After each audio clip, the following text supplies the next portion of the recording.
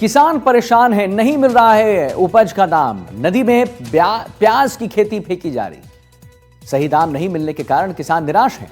किसानों की मौजूदगी में ये सब हो रहा है और किसान की मजदूरी का भी यहां दाम नहीं मिल रहा है। बारिश की मार से तो किसान परेशान ही था, अब प्रशासन के रवैये से किसान और परेशान हो चुका है। उनका कहना है कि प्रशासन के रवैये ने किसान की परेशानी और बढ़ा दी है। ऐसे ही अन्नदाता के आगे कोई रास्ता नहीं दिख रहा है। आलम यह है कि जिस उपज के को लोगों की थालियों में होना चाहिए था, वो पड़े पड़े खराब हो रहा है। अलवर से भी कुछ ऐसी ही तस्वीर सामने आई। राजगढ़ उपखंड क्षेत्र के गांव चंदपुरा में तो एक किसान ने नदी में प्याज की खेती ही फेंक दी। फोन लाइन पर मुदित हमारे साथ हैं। मुदित, क्या कहना है किसानों का? तस्वीर हम दिखा रहे हैं कि फेंका जा रहा है यहाँ पर प्याज। क्यों फेंक रहे हैं वो, क्या रीजन? जी बिल्कुल, इस बार जो मानसून रहा है उसमें काफी अच्छी पैदावार की उम्मीद किसान कर रहे थे कि इस बार देरी से प्याज की बुवाई हुई थी, और लेकिन जो प्याज है वो पूरी तरह से पककर तैयार हो चुकी है। किसान जब मंडी में लेके पहुंच रहा है तो किसान को 1 रुपए से और 6 रुपए तक के ही भाव उनको मिल रहे हैं, जो उनके लिए पूरी तरह से सही नहीं है। कि उनकी जो लागत है, मंडी तक लाने की जो लागत है, वो भी उनकी नहीं निकल रही है। जो किराया भाड़ा है उनका, उस तक का पैसा भी उनको नहीं मिल रहा है। तो उसमें बुवाई और जो बीज का जो पैसा लगाया था, उसकी मेहनत भी उनके पास अभी तक नहीं पहुंच रही है, जिसके चलते किसान इतना मायूस है कि उसको प्याज को कहीं ना कहीं मंडी तक ले जाने में भी अब शर्म आने लगी है कि मंडी में ले जाने का भी कोई फायदा नहीं है, क्योंकि मंडी ले जाने का ही पैसा उनको नहीं मिल पाएगा, जिसकी वजह से अब किसान काफी मायूस है। और जो अच्छी पैदावार की उम्मीद किसान कर रहा था, अब जिस तरह से अचानक से सर्दी बढ़ी है, उसके बाद प्याज में गलन का रोग भी एक तरह से लगना शुरू हो गया है। और अगर ये प्याज गल जाती तो मंडी में इसके भाव ना के बराबर ही मिलेंगे। इसी के चलते किसानों में काफी रोष है और किसान काफी चिंतित है कि इस बार प्याज की फसल जो है पूरी और मुद्दा क्या है किसानों की मांग? जैसे मांग वो क्या कर रहे हैं? जी बिल्कुल, किसानों की शुरुआत से जो मांग थी कि इसका आयात निर्यात खोला जाए, जिससे कि प्याज की जो पैदावार उनकी यहाँ है वो बाहर तक पहुंच सके। लेकिन उनकी डिमांड यही शुरू से रही थी कि उस दौरान किसान ये मांग कर रहा था कि प्याज की फसल आने के साथ ही आयात निर्यात खोल दिया जाए, जिससे कि अलवर के किसानों की जो प्याज है वो दूर दूर तक जा सके। और सरकार को मांग कर रहे थे कि इसका आयात निर्यात खुल जाएगा तो उसके बाद व्यापारी जो है इसको विदेशों तक भेज सकेंगे। और पूर्व में भी अलवर की प्याज जो है विदेशों तक जाती रही है, लेकिन इस बार आयात निर्यात बंद होने के चलते किसानों की जो प्याज है उसके मंडी में भाव नहीं मिल रहे हैं, और भाव नहीं मिलने के चलते किसान परेशान है।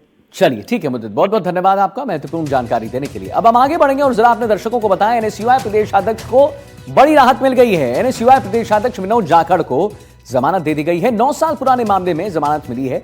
एनएसयूआई प्रदेशाध्यक्ष पर राजस्थान संपत्ति विरूपण अधिनियम के तहत केस दर्ज हुआ था। जयपुर की ACJM 3 अदालत से जमानत मिली है। 2016 में विनोद जाखड़ के खिलाफ दर्ज हुआ था केस, और कोर्ट पहुंचकर विनोद जाखड़ ने कल किया था आत्मसमर्पण।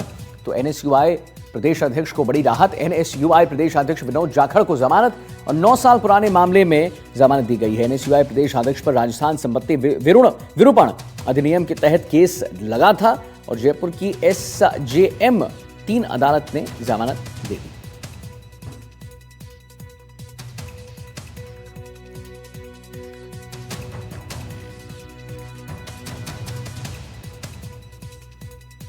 अब आइए सीकर की बात करते हैं। सीकर में ब्लाइंड मर्डर का पर्दाफाश हो गया है। फतेहपुर कोतवाली पुलिस ने ब्लाइंड मर्डर का खुलासा कर दिया है। प्रेम प्रसंग से परेशान महिला ने ही प्रेमी की हत्या कर दी थी। अपने जीजा के साथ षड्यंत्र रचा, शव और बाइक को पेट्रोल डालकर जलाया और ऐसा दिखाया कि एक हादसा है।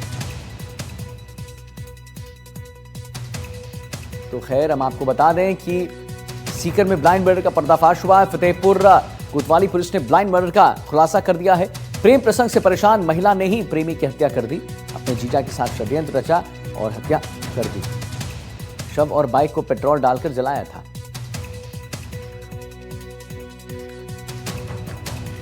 जी हाँ, यही वो महिला है जैसा हमने आपको एक रिपोर्ट में भी दिखाया था। क्राइम सीन देखती थी, ये क्राइम का बहुत सीरियल देखती थी और सीरीज देखती थी, और उसके बाद फतेहपुर कोतवाली पुलिस ने ब्लाइंड मर्डर का आखिरकार खुलासा कर दिया है। प्रेम प्रसंग से परेशान महिला ने ही प्रेमी की यहां हत्या कर दी। अपने जीजा के साथ षड्यंत्र रचा और उसके बाद हत्या कर दी। शव और बाइक को पेट्रोल डालकर जला दिया गया था।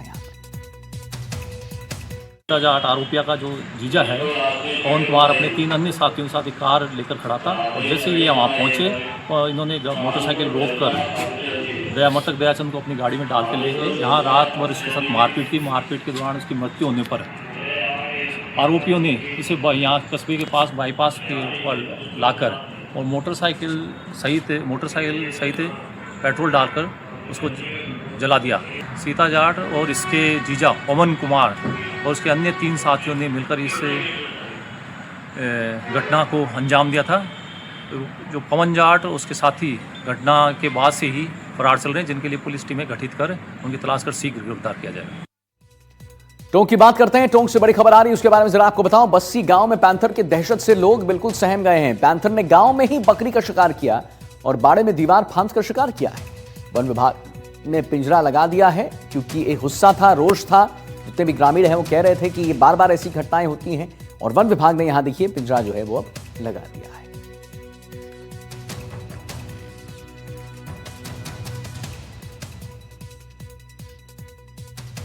पैंथर ने गांव में ही बकरी का शिकार किया था और जैसा कि हम आपको दिखा रहे हैं, बाड़े की दीवार फांदकर